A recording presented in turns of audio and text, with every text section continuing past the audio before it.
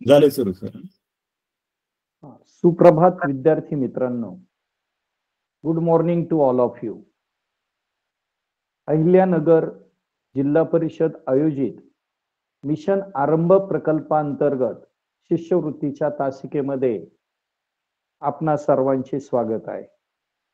मी अनिल किसन कडलग, जिल्हा परिषद प्राथमिक शाळा निळवंडे, तालुका संगमनेर. आज 5वी शिष्यवृत्ती परीक्षेतील बुद्धिमत्ता या विषयावर वर्गीकरण घटकातील संख्यांवरील उदाहरणे आपणासमोर आज घेणार आहे. आपल्या जिल्हा परिषदेचे नवोपक्रमशील मुख्य कार्यकारी अधिकारी सन्माननीय श्री आशिषजी एरेकर साहेब यांच्या संकल्पनेतून पुढे आलेला मिशन आरंभ उपक्रम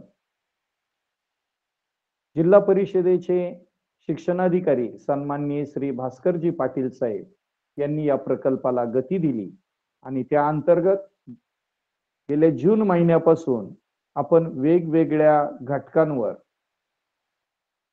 वेगवेगळ्या तासिकेंच्या द्वारे चांगला अभ्यास करत आहोत. जिल्ह्यातील सर्व गुणवंत विद्यार्थी तुम्ही आहात आणि गुणवत्ता यादीत येण्याच्या दृष्टीने आपण या तासिका घेत आहोत. काल आणि परवा आपण वर्गीकरण या घटकातील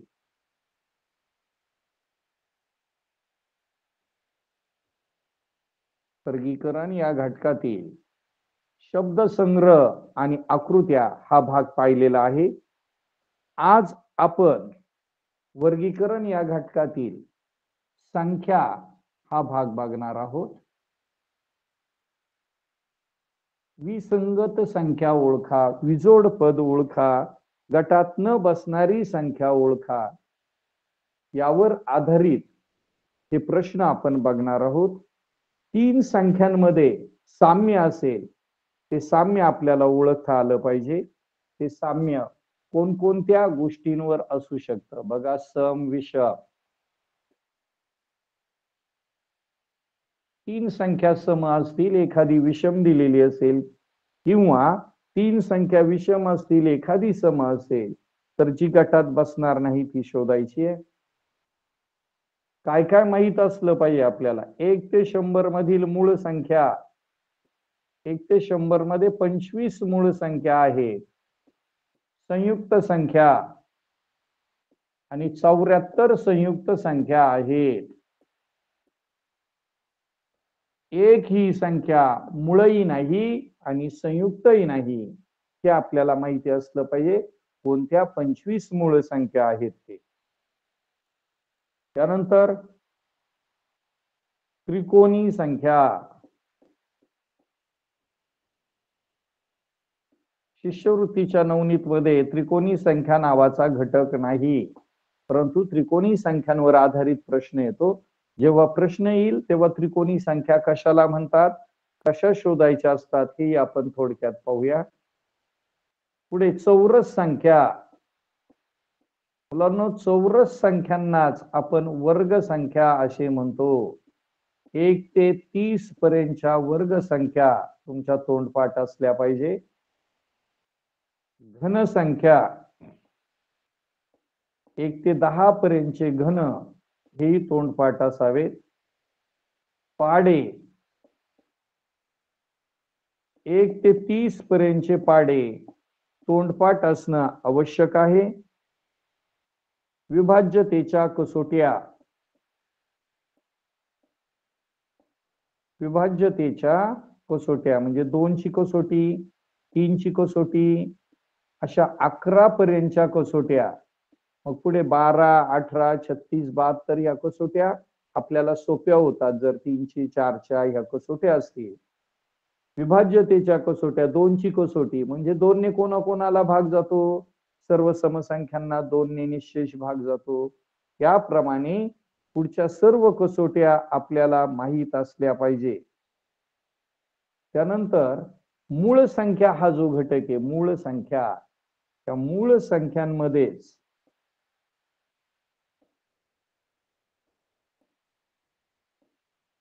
जोडमूळ संख्या, मूळ संख्यांमध्येच जोडमूळ संख्या म्हणजेच जुळ्या मूळ संख्या, यांना जुळ्या मूळ संख्या असंही म्हटलं जातं.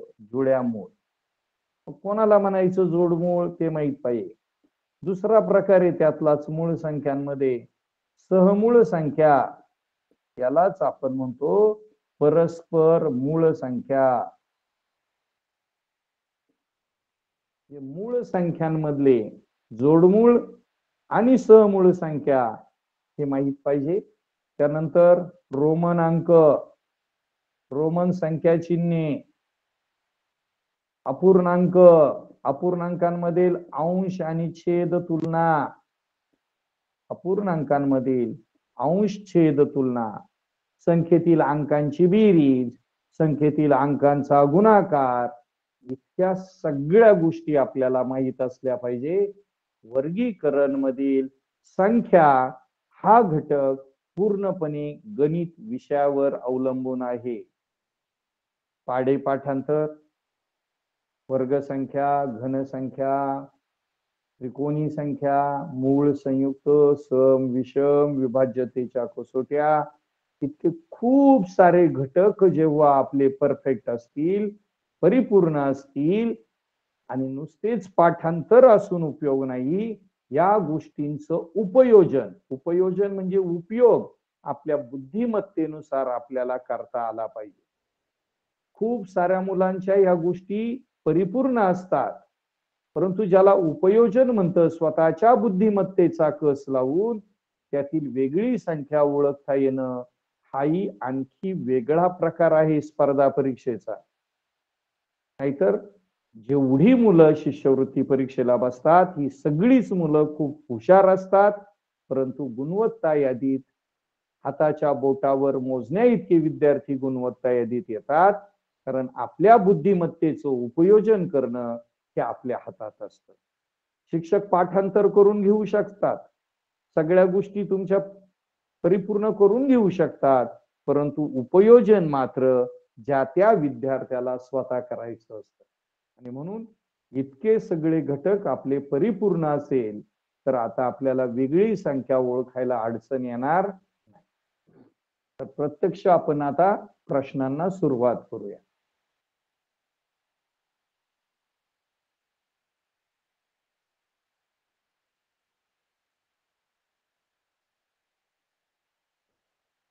पुढील पैकी गटात न बसणारी संख्या ओळखा. पर्याय क्रमांक 1 63, पर्याय क्रमांक 2 45, पर्याय क्रमांक 3 81 आणि पर्याय क्रमांक 4 37.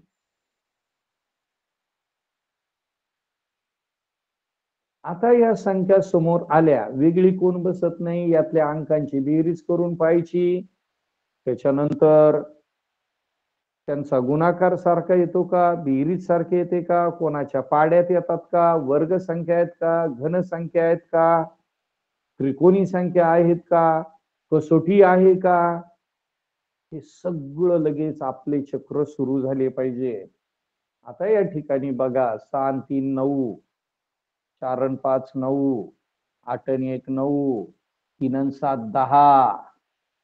नुसती बेरीज बघितली तरी तुम्ही सांगाल सर पर्याय क्रमांक 4 गटात बसत नाही.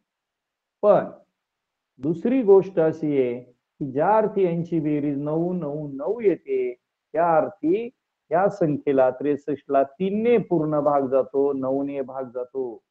3 ची कसोटी आणि 9 ची कसोटी हे सांगते. पहिल्यांदा 3 ची कसोटी, संख्येतील अंकांची बेरीज करायची. ती बेरीज जर 3च्या पाड्यात असेल तर या सर्व संख्यांना 3 ने पूर्ण भाग जातो. त्या संख्येतील अंकांची बेरीज जर 9च्या पाड्यात असेल तर त्या सर्व संख्यांना 9 ने पूर्ण भाग जातो. दोन कसोट्यांनुसार ह्या 3 संख्या समान आहेत, त्यांची बेरीज सुद्धा सारखी आहे, म्हणून पर्याय क्रमांक 4 गटात बसत नाही. सोपं उदाहरण. पुढचं उदाहरण, पर्याय क्रमांक 1 82, पर्याय क्रमांक 2 53,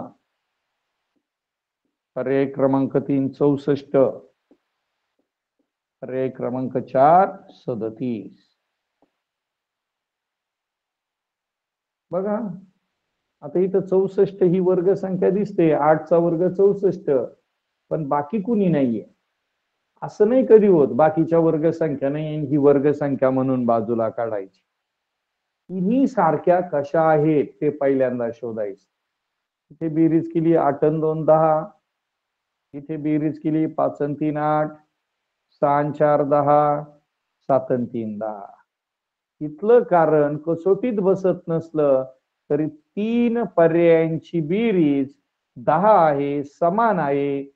पर्याय क्रमांक 2 ची बेरीज 8 आली, म्हणून पर्याय क्रमांक 2 अर्थात 53 ही संख्या गटात बसणार नाही. उदाहरण क्रमांक 3, पर्याय क्रमांक 1 125, पर्याय क्रमांक 2 81, पर्याय क्रमांक 3 64, पर्याय क्रमांक 4 36. संख्या बघितल्या बघितल्या आपला पाया इतका परफेक्ट पाहिजे की संख्या पाहिल्या आपण सांगितलं पाहिजे यातल्या काही संख्या या वर्ग संख्या आहेत. कोणाचा वर्ग आहे ते पण आपल्याला सांगता आलं पाहिजे. बघा 125 ही वर्ग संख्या नाहीये, परंतु तो 5चा घन आहे. 5चा घन 125, 9चा वर्ग 81, 8चा वर्ग 64, 6चा वर्ग 36. हा सगळा तुमचा पाया पक्का आहे असं समजून आपण हे प्रकरण शिकत आहोत. 9चा वर्ग 81, 8चा वर्ग 64, 6चा वर्ग 36. हे तीन संख्या या वर्ग संख्या आहे. पर्याय क्रमांक 1 ही घन संख्या आहे, म्हणून पर्याय क्रमांक 1 गटात बसणार. 30 पर्यंतचे वर्ग तुमचे तोंडपाठ असले पाहिजे. 1चा वर्ग 1, 2चा वर्ग 4, 3चा वर्ग 9. वर्ग संख्या म्हणजे काय? त्याच संख्येने त्याच संख्येला गुणणे. 3चा वर्ग म्हणजे 3 गुणिले 3, 3 त्रिक 9. 4चा वर्ग 16, 5चा वर्ग 25, 6चा वर्ग 36, 6 6 36. 7चा वर्ग 49, 8चा वर्ग 64 म्हणजे 8 8 64.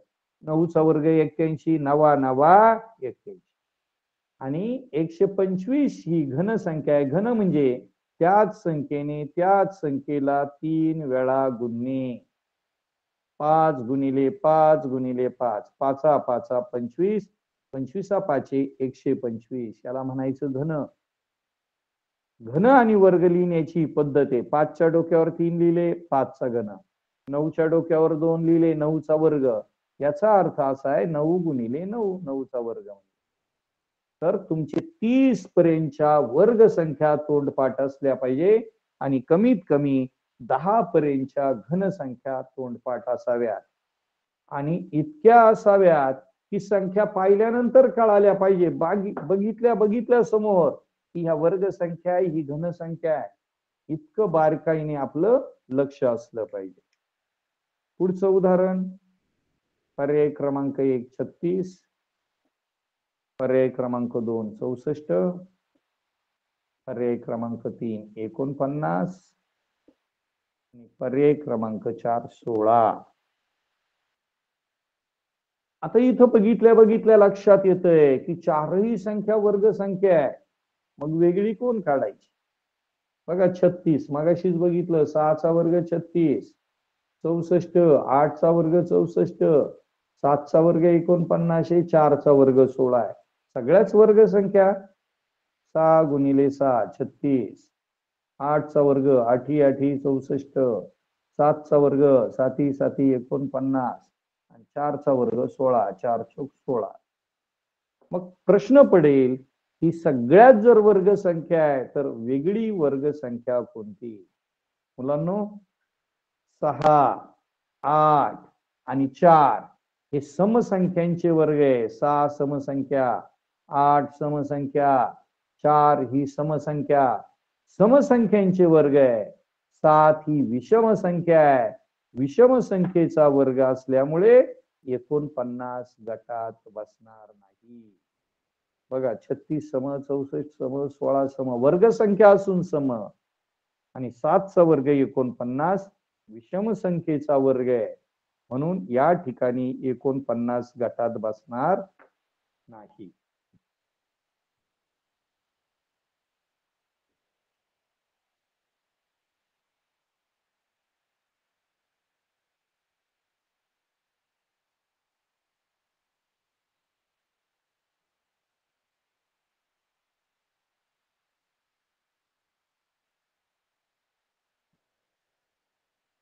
पुढचं उदाहरण बघूया. अपूर्णांकावर आधारित 24/6 पर्याय क्रमांक 2, 52/13 पर्याय क्रमांक 3, 45/9 आणि पर्याय क्रमांक 4, 36/9. बघा कोण गटात बसत नाहीये. आता मुलांनो, ह्या अपूर्णांकांचं जर आपण बघितलं तर सगळेच अंशाधिक अपूर्णांक आहे. छेदापेक्षा अंश मोठे. अंशाधिक छेदाधिक वरही कधी कधी प्रश्न असतो. आता या अपूर्णांकांचा दुसरा अर्थ असा असतो 24/6 म्हणजे 24/6. 6ने भाग जातो इथे. 6 एके 6, 6 चौक 24, 6 चौक 24, 6 एके 6. 4/1 म्हणजे 4. 52/13, 13 चौक 52, 13 एके 13, 4/1 म्हणजे 4. पुढे 9/5 45, 9 एके 9, 5/1 म्हणजे 5. आणि 9 चौक 36, 9 एके 9, 4/1 म्हणजे 4. तर पर्याय क्रमांक 1, पर्याय क्रमांक 2 आणि पर्याय क्रमांक 4 यांची उत्तरं 4 4 4 येत आहेत. तर पर्याय क्रमांक 3चं भागाकार केल्यानंतर उत्तर 5 येत आहे. हा एकही अपूर्णांक नाही, खरं तर पूर्णांक आहे. बघा 24/6 भागाकार केल्यानंतर 4 हे पूर्णांक उत्तर आलं. इथेही 4 हा पूर्णांक आला. इथेही 5 हा पूर्णांक आला आणि इथेही 4 हा पूर्णांक आला. म्हणजे हे अपूर्णांक नाहीयेत. तर 4 4 4 ह्या संख्या 3 पर्याय येते. 5 ही वेगळी संख्या, म्हणून 45/9 हे गटात बसणार नाही. पुढचं उदाहरण पर्याय क्रमांक 1, 248 पर्याय क्रमांक 2, 846 पर्याय क्रमांक 3, 428 पर्याय क्रमांक 4, 824.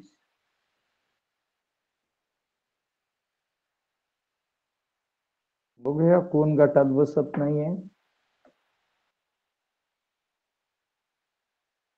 कुठे वर्ग घनाच्या जवळपास दिसत नाही. ह्या अंकांची बेरीज करू. 8 आणि 2 10, 4 14, 6 आणि 4 10, 8 18, 8 आणि 2 10, 4 14, 8 आणि 2 10, 4 14. 3 संख्यांची बेरीज 14 येते. एका संख्येची बेरीज 18 येते. मग ही बेरीज 14 का येते? कारण ह्या तिन्ही संख्या 2 4 8, 2 4 8, 2 4 8 या अंकांपासून बनलेले आहे. म्हणजे 3 पर्याय असे आहेत की ते 2 4 8 या अंकांपासून बनलेले आहेत. आणि पर्याय क्रमांक 2 हा 8 आहे, 4 आहे, पण 2च्या ऐवजी 6 आहे. आणि म्हणून पर्याय क्रमांक 2 वेगळा आहे. 3 पर्यायांची बेरीज सारखी, कारण ते तिन्ही पर्याय 2 4 8 या अंकांपासून बनलेल्या संख्या आहेत. म्हणून पर्याय क्रमांक 2 गटात बसणार नाही. पुढचं उदाहरण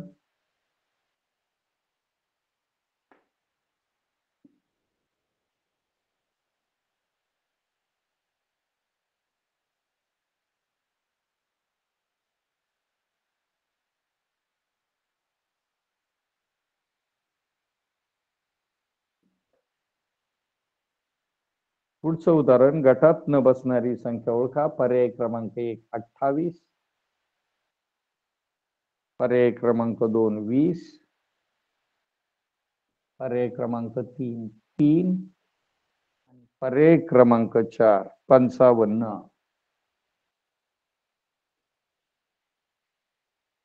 मुलांनो, यामधली 20 ही संख्या वेगळी असेल, कारण 28, 3 आणि 55 या त्रिकोणी संख्या आहे. आता काही मुलांना त्रिकोणी संख्या हा घटक माहिती असेल, परंतु मला थोडीशी शंका आहे, सर्वच विद्यार्थ्यांना त्रिकोणी संख्या माहित आहेत की नाही. तर त्रिकोणी संख्या कुणाला म्हणायचं, प्रथम पाहूया. त्रिकोणी संख्या कुणाला म्हणतात? त्रिकोणी संख्या, त्यांचं वैशिष्ट्य काय आहे हे माहित असेल तर यावर आधारित प्रश्न सुटतील. तर क्रमवार, क्रमवार म्हणजे एका पाठोपाठ एक. क्रमवार. नैसर्गिक, नैसर्गिक म्हणजे मोज संख्या. मोजायला सुरुवात करतो आपण 1 पासून, म्हणजे 0 येत नाही. 1 पासून पुढच्या क्रमवार नैसर्गिक संख्यांच्या, क्रमवार नैसर्गिक संख्यांच्या गुणाकाराची निमपट. गुणाकार करायचा त्यांचा आणि त्याची निमपट म्हणजे निम्मे करायचे, भागिले 2 करायचे. ही निमपट, याला म्हणायचं त्रिकोणी संख्या. क्रमवार नैसर्गिक संख्यांच्या गुणाकाराची निमपट. मग बघूया आपण कशी आहे क्रमवार संख्यांच्या गुणाकाराची निमपट. पहिली क्रमवार संख्या 1 गुणिले 2. 1 आणि 2 या क्रमवार नैसर्गिक संख्या आहे, त्यांचा गुणाकार आणि त्याची निमपट म्हणजे भागिले 2. 2 ला 2 गेले. पहिली त्रिकोणी संख्या आली 1. पुढची त्रिकोणी संख्या 2 गुणिले 3 भागिले 2. भागिले 2 म्हणजे निमपट. बे के बे, बे के बे. दुसरी त्रिकोणी संख्या आली 3. पुढची त्रिकोणी संख्या 3 गुणिले 4 भागिले 2. बे के बे, बे दुने 4. काय झालं? 3 गुणिले 2, 3 दुने 6. पुढची त्रिकोणी संख्या 4 गुणिले 5 भागिले 2. बे के बे, बे दुने 4. 5 दुने 10. पुढची त्रिकोणी संख्या 10. त्याच्या पुढची त्रिकोणी संख्या 5 गुणिले 6 भागिले 2. बे के बे, बे त्रिक 6. 5 त्रिक 15. पुढची त्रिकोणी संख्या झाली 15. त्याच्या पुढची त्रिकोणी संख्या 6 गुणिले 7 भागिले 2. बे के बे, बे त्रिक 6. 7 त्रिक 21. पुढची त्रिकोणी संख्या झाली 21. त्याच्या पुढची त्रिकोणी संख्या 7 गुणिले 8 भागिले 2. बे के बे, बे चौका. 7 चौक 28. त्याच्या पुढची त्रिकोणी संख्या 8 गुणिले 9 भागिले 2. बे के बे, बे चौका. 9 चौक 36. त्याच्या पुढची त्रिकोणी संख्या 9 गुणिले 10 भागिले 2. बे के बे, बे पाचे 10. 9 पाचे 45. त्याच्या पुढची त्रिकोणी संख्या 10 गुणिले 11 भागिले 2. बे के बे, बे पंचे 10. 11 पाचे 55. अशा प्रकारे त्रिकोणी संख्या पुढे सुरूच राहतील, कितीतरी पुढे जाऊ शकू. बघा, इथे 28 ही त्रिकोणी संख्या आहे. 55 ही त्रिकोणी संख्या आहे. 3 ही त्रिकोणी संख्या आहे. 20 ही त्रिकोणी संख्या नाही, म्हणून ती गटात बसणार. बऱ्याच मुलांना प्रश्न पडेल, या संख्यांना त्रिकोणी संख्या का म्हणायचं? तर मुलांनो, या त्रिकोणी संख्यांइतक्या वस्तू जर आपण घेतल्या तर त्यांची त्रिकोणी पद्धतीने मांडणी करता येते. काटकोन त्रिकोणात करता येते, समभुज त्रिकोणामध्ये करता येते. उदाहरणार्थ 1 त्या पद्धतीने त्रिकोणी पद्धतीत आपण रचना करू शकतो. त्याच्यानंतर या 3 वस्तू घ्या, 1 2 3. त्यांची रचना त्रिकोणी पद्धतीने करता येते.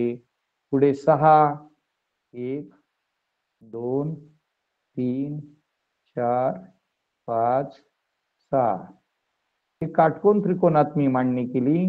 समभुज त्रिकोणात पण त्यांची मांडणी करता येते. 10 घ्या. 1 2 3 4 5 6 7 8 9 10. काटकोन त्रिकोणात आपण त्यांची मांडणी करत आहोत. अशी समभुज त्रिकोणात सुद्धा मांडणी करता येते. आणि या त्रिकोणी संख्यांचं एक वैशिष्ट्य आहे मुलांनो, शेजारच्या त्रिकोणी संख्यांची जर बेरीज केली तर ती बेरीज वर्ग संख्या येते. 3 आणि 1 4, 2 चा वर्ग 4, 3 आणि 6 9, 6 आणि 3 9, 9 हा 3 चा वर्ग आहे, 3 चा वर्ग 9, 10 आणि 6 16, त्या दोघांची बेरीज केली 16, 16 हा 4 चा वर्ग आहे, 4 चा वर्ग 16, 15 आणि 10 25, 5 चा वर्ग 25, 5 5 25. असे प्रत्येक शेजारच्या त्रिकोणी संख्यांची बेरीज केली तर ती वर्ग संख्या येते. म्हणजे आपल्याला एवढा प्रश्न सोडवायचा होता तर एवढा मोठा घटक आपल्याला माहिती असला पाहिजे, त्याचा पुरेसा सराव असला पाहिजे. अजून पुढे आपल्याला त्रिकोणी संख्या शोधता आल्या पाहिजे. याच्यातही ज्या क्रमवार नैसर्गिक संख्या आहे तर त्याची सुरुवातीची जी संख्या आहे तिला त्रिकोणी संख्येचा पाया म्हणतात. 1 चा पाया 1, 3 या त्रिकोणी संख्येचा पाया 2, 6 या त्रिकोणी संख्येचा पाया 3, 10 या त्रिकोणी संख्येचा पाया 4, 15 या त्रिकोणी संख्येचा पाया 5.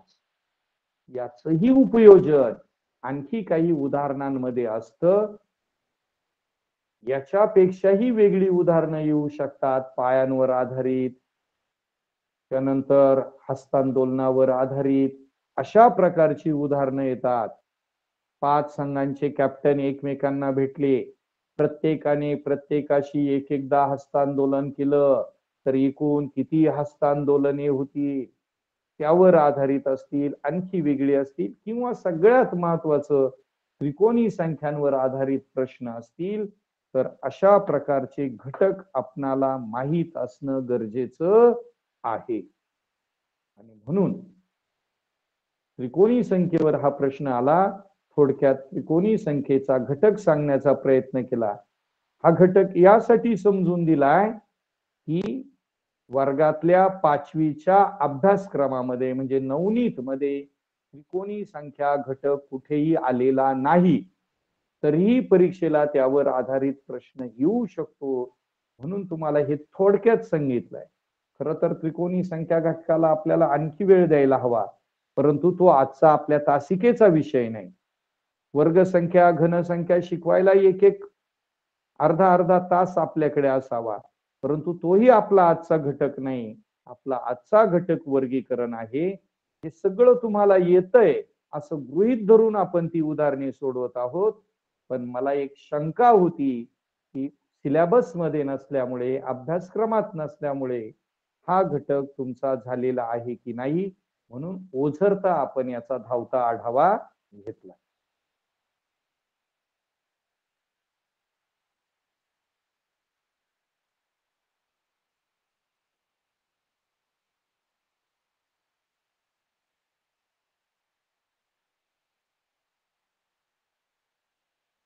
पुढचं उदाहरण बघूया.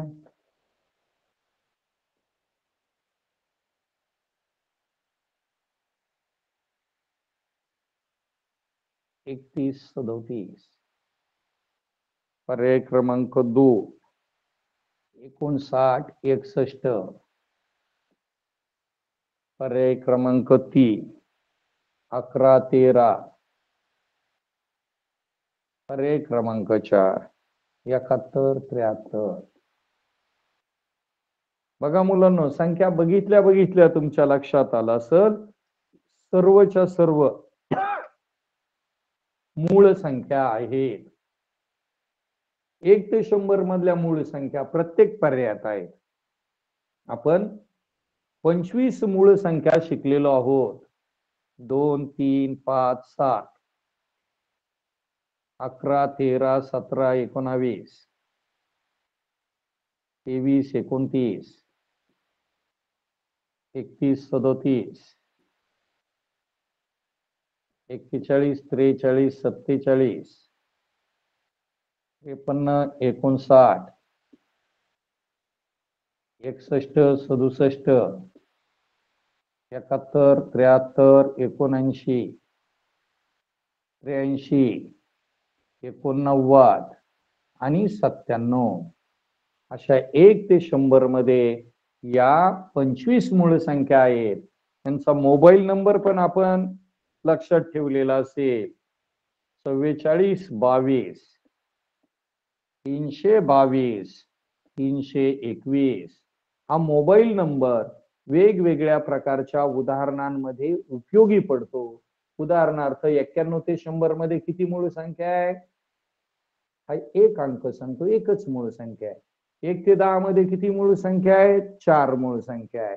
हे समजण्यासाठी कधी कधी त्यातल्या संख्यांची बेरीज येते, कधी वजाबाकी करायला सांगतात आणि मग आपलं कदाचित इथे 53 59 ते कदाचित आपली गडबड होते. आपण 51 घेतो, 51 53 59. मग आपल्याला समजावं ह्या दशक गटात 2च मूळ संख्या आहे, आपण एक कोणती तरी जास्तीची घेतली म्हणून हा मोबाईल नंबर. आणि मग आता हे बघा 31 37 31 37 59 61 59 61 11 13 11 13 71 73 सगळ्या मूळ संख्या आहे. मग सगळ्या मूळ संख्या आहेत तरी याच्यात एक वेगळी आहे, एक पर्याय वेगळा आहे आणि त्या पर्यायाचं वेगळं असण्याचं कारण आहे मुलांनो जोडमूळ संख्या. यालाच आपण म्हणतो जुळ्या मूळ संख्या. कुणाला म्हणायचं जुळ्या? आता आपल्याला जुळी भावंड माहित असतात, जुळ्या बहिणी माहित असतात. तशाच पद्धतीने त्या 2 मूळ संख्या ज्या आहेत त्या एकमेकांच्या शेजारी असतात किंवा त्यांच्यामध्ये एकच संयुक्त संख्या असते.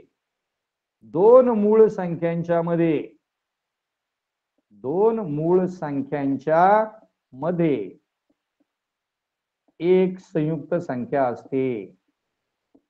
एक संयुक्त संख्या त्याला म्हणायचं जुळ्या मूळ संख्या. उदाहरणार्थ 2 आणि 3 हे शेजारी आहे परंतु ह्या जुळ्या मूळ संख्या नाहीत, जोडमूळ नाही. कारण 2 आणि 3च्या मध्ये कुठे एक संयुक्त संख्या नाहीये, 2 ला लगेच फिटून 3 आहे. परंतु 3 आणि 5 या जुळ्या मूळ संख्या आहे, यांच्यामध्ये 4 ही संयुक्त संख्या आहे. 5 आणि 7 या जुळ्या मूळ संख्या झाल्या, जोडमूळ संख्या झाल्या कारण त्यांच्यामध्ये 6 ही संयुक्त संख्या आहे.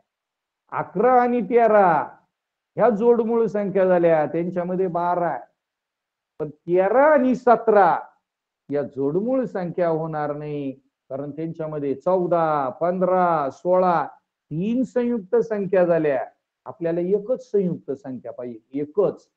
म्हणून 17 आणि 19 या जोडमूळ संख्या होतील, मध्ये 18 ही संयुक्त संख्या आहे.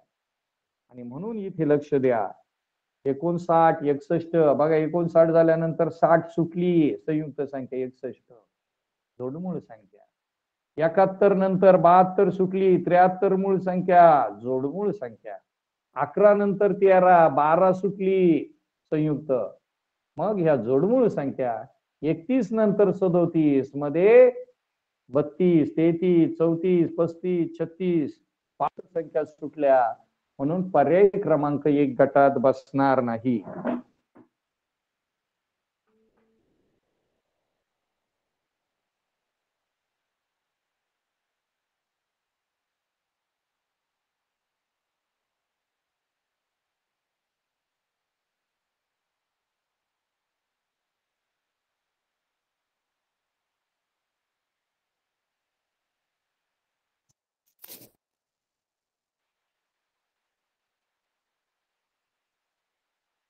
सॉरी मध्येच फोन वाजत होता.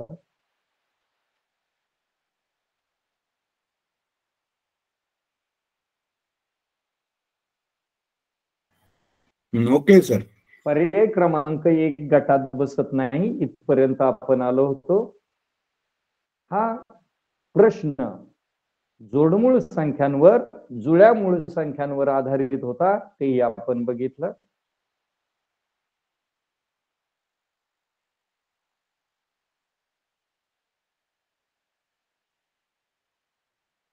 पुढचं उदाहरण,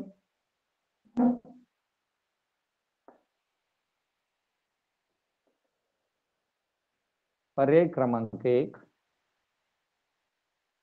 14:05 वाजता. पर्याय क्रमांक 2, 19:15 वाजता. पर्याय क्रमांक 3, 5:09 वाजता. पर्याय क्रमांक 4, 23:20 वाजता. अतिशय सोपा प्रकार आहे.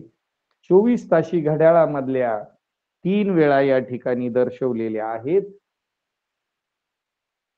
2:05 दुपारनंतरचे, त्याला 14:05 म्हणतो.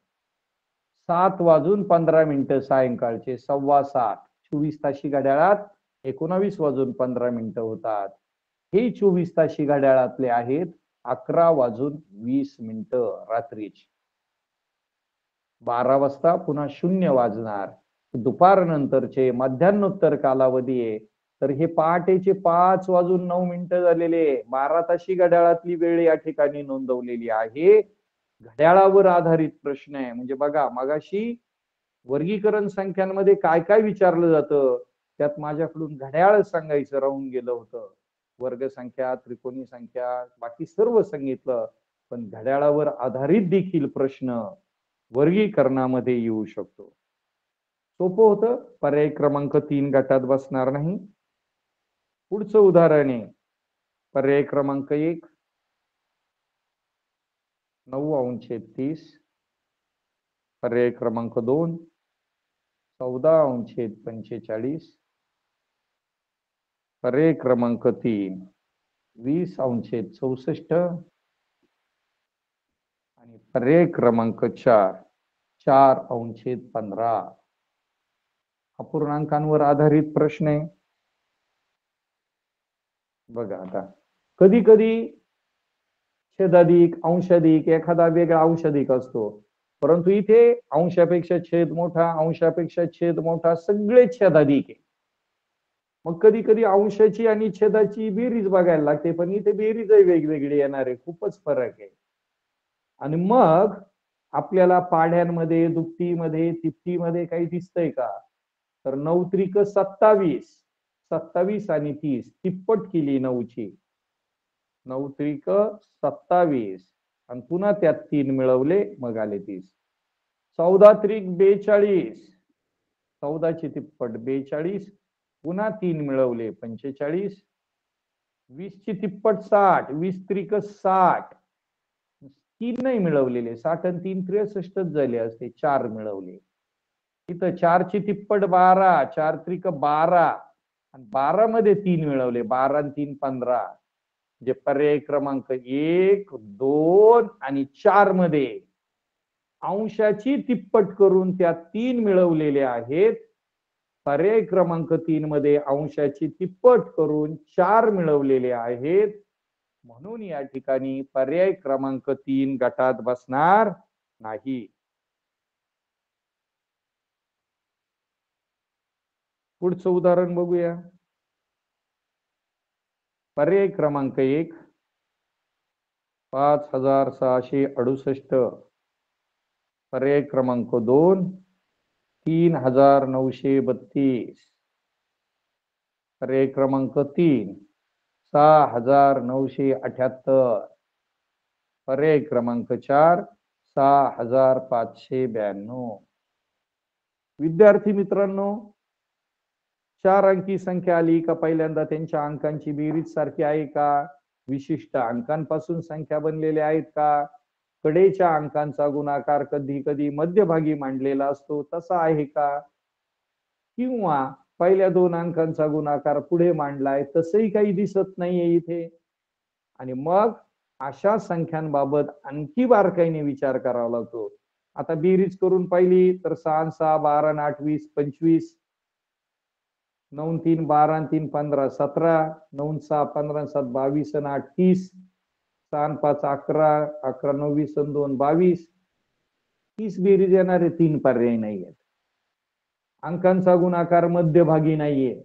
असे अनेक तर्क वितर्क लावावे लागतात. कदाचित काही उदाहरणांना वेळही जातो आणि म्हणून जर एखादं उदाहरण सुटतच नसेल, पेपरच्या दृष्टीने सांगतोय, तर मी तुम्हाला कालच्या किंवा परवाच्या तासाला सांगितलं होतं उदाहरणार्थ उदाहरण क्रमांक 57 सुटत नाहीये, खूप वेळ जातोय, क्ल्यू सापडत नाहीये. अशा वेळी शीस पेन्सिलने खून करून तेवढा प्रश्न बाजूला ठेवावा. शीस पेन्सिलने खून यासाठी करायची की 57वा प्रश्न रिकामा ठेवलाय आपण, नाही तर होतं काय, पुढचा 58वा प्रश्न कच्चं काम करून आपण सोडवतो आणि गडबडीत उत्तर पत्रिकेत उत्तर लिहिताना ह्या 57च्या जागेवर लिहिलं जातं. आता या ठिकाणी जेव्हा काही आपल्याला सापडत नाही, त्यावेळी बाकीचे प्रश्न सोडून झाल्यानंतर आपण याला जास्त वेळ देऊ शकतो. या ठिकाणी बेरीज नाही, गुणाकार लक्षात येत नाहीये, मग काही कसोटीमध्ये बसतात का? सगळ्या संख्या सम आहे, सर्वांना 2 ने निश्चित भाग जातो. 3च्या कसोटीत 5 आणि 6 11, 11 आणि 6 17, 17 आणि 8 25, 3 ने भाग जाणार नाही. 9 3 12, 12 आणि 3 15 आणि 2 17, 3 ने भाग जाणार नाही. 3ची कसोटी नाही. मग 4ची कसोटी पाहूया आपण. 4ची कसोटी पूर्ण संख्येला भाग देत बसायचं नाहीये, शेवटच्या 2 अंकांनी मिळून बनलेली संख्या. 4 एके 4, बाकी उरली 2, 28 झाले. 4 7 28, 4 ने भाग जातो. 4 8 32, 2 ने भाग जातो. 4 एके 4, बाकी उरली 3, 7तून 4 गेले 3. 4 9 36, भाग जात नाही 4 ने. इथं 4 दुने 8, 9तून 8 गेला 1, 4 त्रिक 12 गेला इथे 4 ने भाग. पर्याय क्रमांक 1, पर्याय क्रमांक 2, पर्याय क्रमांक 4, या 3 पर्यायांना 4 ने निशेष भाग जातो. पर्याय क्रमांक 3 ला, या संख्येला 4 ने निशेष भाग जात नाही, म्हणून पर्याय क्रमांक 3 गटात बसणार नाही. या ठिकाणी पर्याय क्रमांक 3 आपल्याला गटात बसत नाही. म्हणजेच आपल्या विभाज्यतेच्या कसोट्या त्या सुद्धा परफेक्ट असल्या पाहिजे, त्याचं उपयोजन करता आलं पाहिजे. पुढचा प्रश्न, पर्याय क्रमांक 1 89, पर्याय क्रमांक 2 45, पर्याय क्रमांक 3 72, पर्याय क्रमांक 4 54.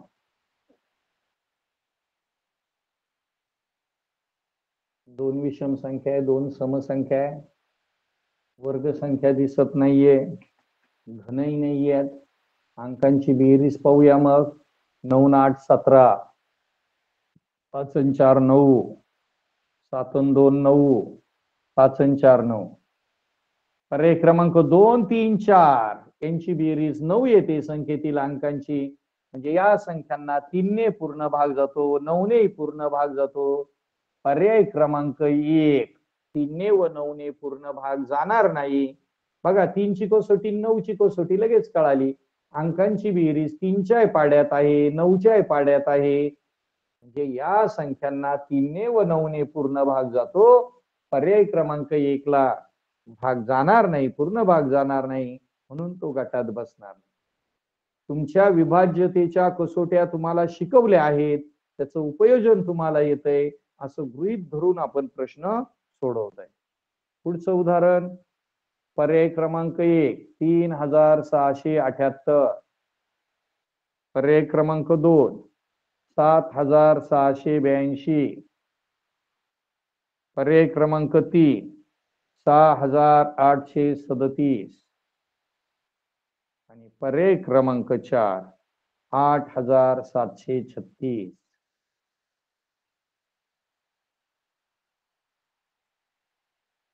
बघा, कडेच्या अंकांचा गुणाकार पाहिला 8 त्रिक 24 नाही मध्ये, 7 दुनी 14 नाहीये, 3 सक 18 नाही, 7 साई 42 नाही, म्हणजे पुढेही नाही. मग अंकांची बेरीज करून बघूयात का? बघूया.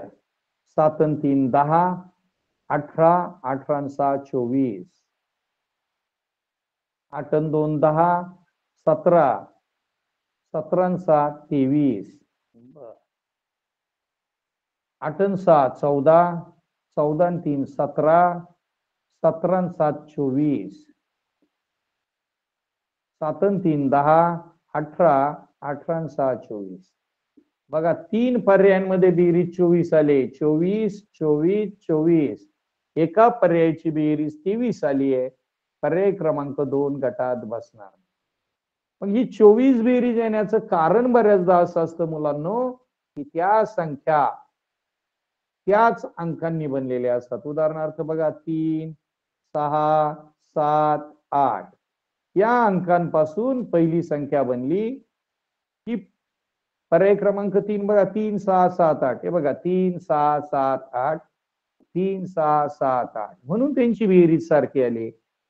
आणि पर्याय क्रमांक 2 3च्या ऐवजी 2 आलेला आहे इथे, म्हणून पर्याय क्रमांक 2 गटात बसणार नाही. जेव्हा थोड्याशा मोठ्या संख्या असतात, 4 अंकी संख्या असतात, तेव्हा त्यांच्या कडेच्या अंकांचा गुणाकार मध्यभागी आहे का? पहिल्या 2 अंकांचा गुणाकार शेवटी आहे का? किंवा त्यांची बेरीज सारखी येते का? ह्या पद्धतीने सुद्धा आपल्याला क्ल्यू करता आले पाहिजे. त्यानंतर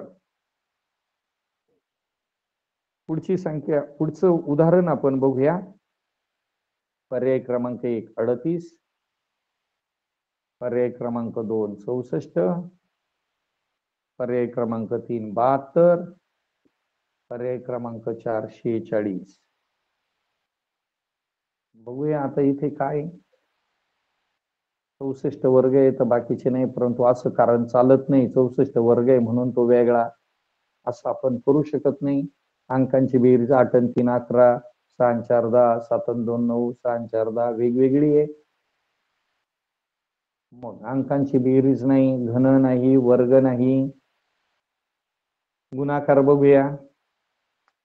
3 8 24, 3 8 24, 6 चोक 24, 7 दुने 14, 4 6 24. बघा पर्याय क्रमांक 1 2 4 या संख्यातील अंकांचा गुणाकार 24 आलेला आहे. पर्याय क्रमांक 3 मधील अंकांचा गुणाकार 14 आला, म्हणून पर्याय क्रमांक 3 गटात बसत नाही. या ठिकाणी अंकांचा गुणाकार हा भाग त्या ठिकाणी दिलेला आहे.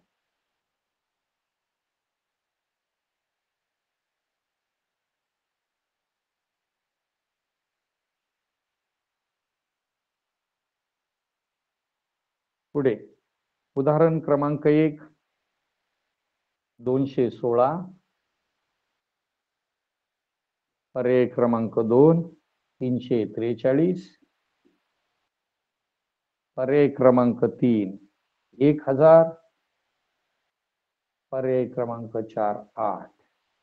संख्या पहिल्या लक्षात आलं पाहिजेत की या घन संख्या आहे, त्याला क्यूब नंबर्स असंही आपण म्हणतो. घन संख्या आहेत. 1 ते 10 पर्यंतचे घन पाठ पाहिजे. घन संख्या म्हणजे त्याच संख्येला त्याच संख्येने गुणणे. 1 गुणिले 1 गुणिले 1, 1 चा घन 1, 2 चा घन 8, 3 चा घन 27, 4 चा घन 64, 5 चा घन 125, 6 चा घन 216, 7 चा घन 343, 8 चा घन 512, 9 चा घन 729, 10 चा घन 1000. फार अवघड नाही विद्यार्थी मित्रांनो. 10 पर्यंतचे घन तोंडपाठ असलेच पाहिजे. फक्त तोंडपाठ असून उपयोग नाही, या संख्या दिसल्या समजलं पाहिजे की हे घन आहे. बघा 216 घन संख्या, 343 घन संख्या, 1000 घन संख्या, 8 घन संख्या. तुम्ही म्हणाल सर वेगळं काय याच्यात? सगळ्या जर घन संख्या आहे तर वेगळं कसं ओळखायचं? मुलांनो 216 हा 6 चा घन आहे. 343 हा 7चा घन आहे. 1000 हा 10चा घन आहे. 8 हा 2चा घन आहे. मग याच्यातही 6 समसंख्या, 10 समसंख्या, 2 सम. पर्याय क्रमांक 1, 3, 4 हे समसंख्यांचे घन आहेत. तर पर्याय क्रमांक 2 हा 7चा घन म्हणजे विषम संख्येचा घन आहे, तो विषम आलाय. म्हणून या ठिकाणी पर्याय क्रमांक 2 गटात बसणार नाही. विषम संख्येचा घन हे कारण. म्हणजे पर्याय 4ही पर्याय जरी घन असले तरी त्याच्यात समचा घन, समसंख्येचा घन की विषम संख्येचा घन हा बारकावा या ठिकाणी दिलेला आहे. म्हणून पर्याय क्रमांक 2 गटात बसणार नाही.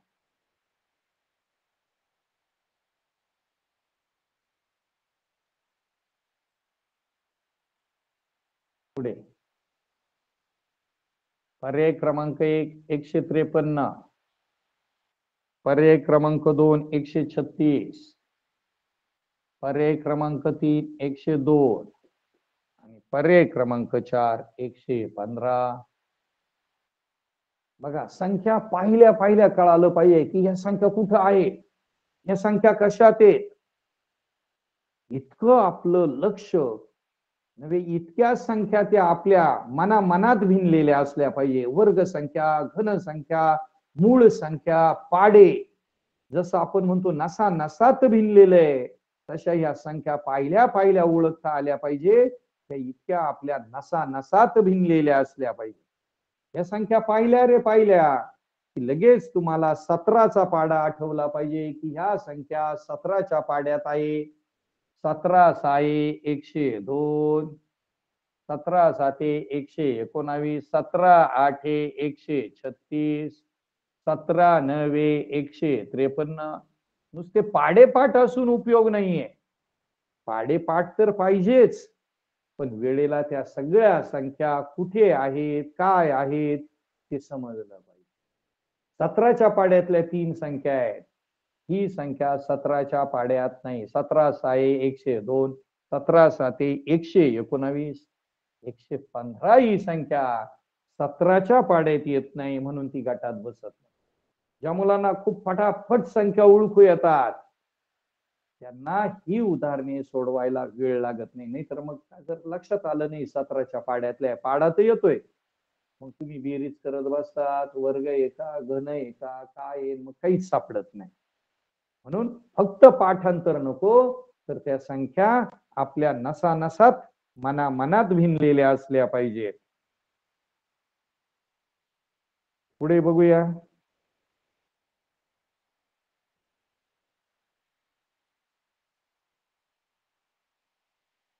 644, पर्याय क्रमांक 2 944, पर्याय क्रमांक 3 477, पर्याय क्रमांक 4 955.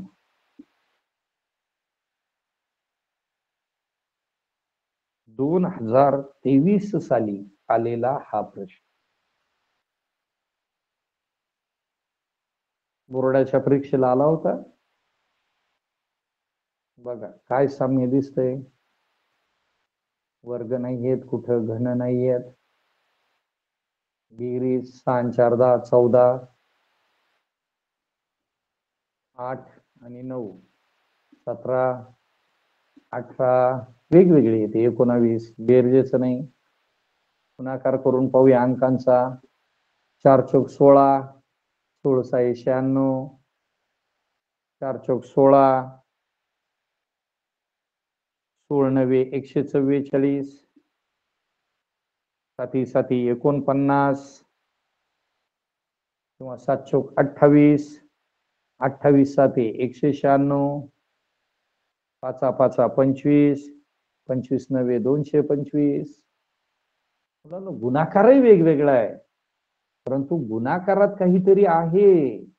या संख्या आलेला गुणाकार पाहिल्या पाहिल्या काय हे लगेच कळालं पाहिजे की या वर्ग संख्या आहेत. 12चा वर्ग 144, 14चा वर्ग 196,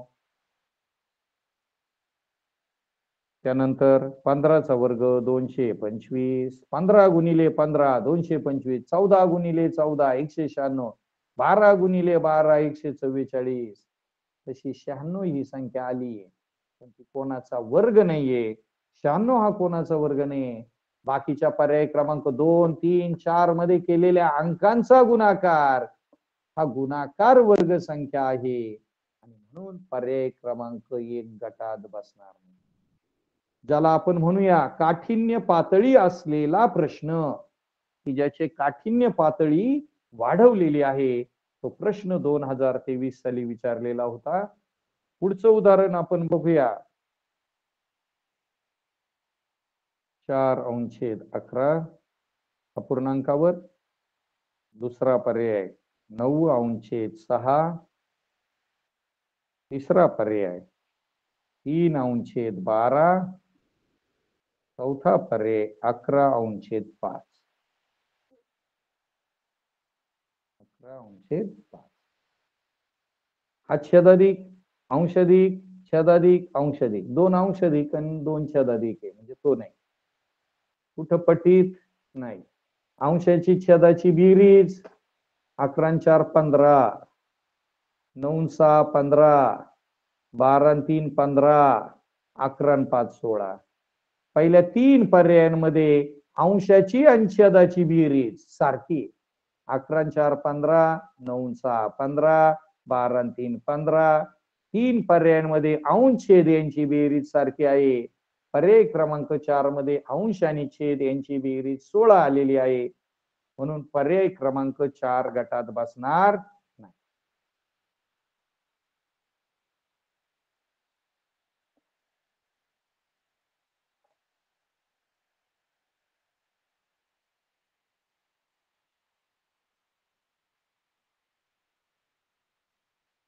पर्याय क्रमांक 1 9, पर्याय क्रमांक 2 65,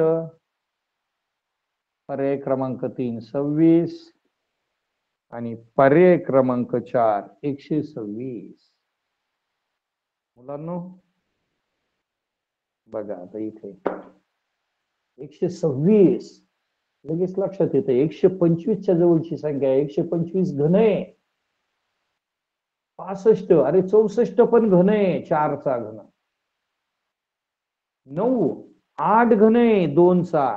मुलांना 2चा घन 8 अधिक 1, 4चा घन 64 अधिक 1, 5चा घन 125 अधिक 1. अरे 27 घन आहे. 3चा घन 27, पण वजा 1 आहे. वजा 1 27 मधून 1 गेला मग 26 आहे. 3 पर्याय घन अधिक 1 आहे. 2चा घन 8 अधिक 1 9, 4चा घन 64 अधिक 1 65, 5चा घन 125 अधिक 1 126. इथं घन वजा 1 आहे, म्हणून पर्याय क्रमांक 3 गटात बसणार. म्हणजे फक्त घनसंख्या पाठ असल्या आणि तेवढ्याच लक्षात राहिल्या तर उपयोग नाही. त्याच्या जवळची मागची पुढची संख्या बघितल्या बघितल्या लक्षात आली पाहिजे. ही घनच्या जवळची संख्या आहे. आता मला 126 आले का 125 घन आहे, आणि हे लक्षात जेव्हा येईल फटाफट त्यावेळेस आपल्याला उदाहरणं आणखी चांगले सोडवता येतील. पुढचं उदाहरण 416, पर्याय क्रमांक 2 515, पर्याय क्रमांक 3 864 आणि पर्याय क्रमांक 4 749. बारकाईने संख्यांकडे पाहिलं की लगेच कळतंय. 416, 4चा वर्ग 16, 5चा वर्ग 25. अरे इथं मग 8चा वर्ग 64, 8 8 64, 7चा वर्ग 49, 4चा वर्ग 16. इथं 5चा वर्ग 25 पाहिजे होतं, 15 दिलाय, म्हणून पर्याय क्रमांक 2 गटात बसणार नाही. शेवटचं एक उदाहरण आजच्या तासाला बघून आपण थांबूया. पर्याय क्रमांक 1 111, पर्याय क्रमांक 2 482, पर्याय क्रमांक 3 231, पर्याय क्रमांक 4 362. बघा, कधी 4 अंकी संख्येत कडेच्या अंकांचा गुणाकार मध्यभागी असतो, इथे मात्र 3 अंकी संख्येतच बघा, पहिला आणि शेवटचा अंक 1 गुणिले 1 1, उत्तर आलं मध्यभागी. 4 दुने 8, उत्तर आलं मध्यभागी. 3 दुने 6, उत्तर आलं मध्यभागी. बेके बे, इथं 3 मांडलंय म्हणून पर्याय क्रमांक 3 गटात बसणार नाही. कडेच्या अंकांचा गुणाकार मध्यभागी. बऱ्याचदा 4 अंकी संख्येमध्ये हा क्लू असतो. तर हे सगळ्या गोष्टी आपण बारकाईने अभ्यासणं गरजेचं आहे. आणि म्हणून बुद्धिमत्तेमधील वर्गीकरण हे स्वतंत्र प्रकरण नाही.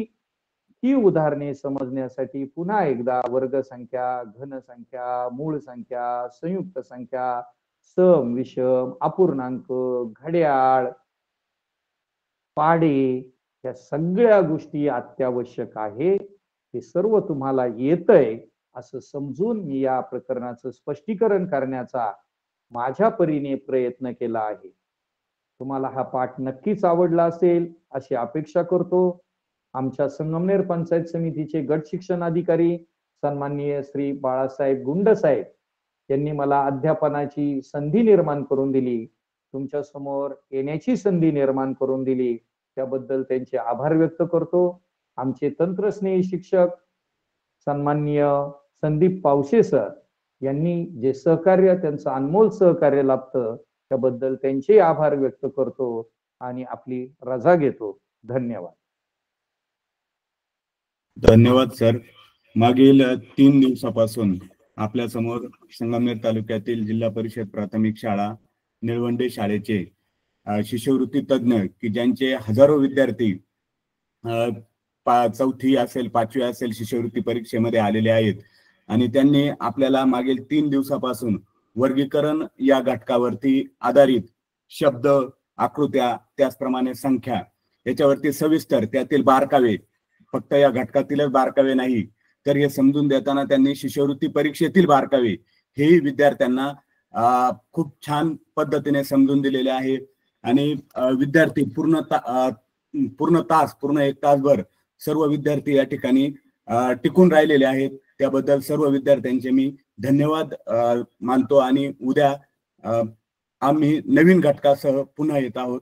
धन्यवाद. धन्यवाद सर.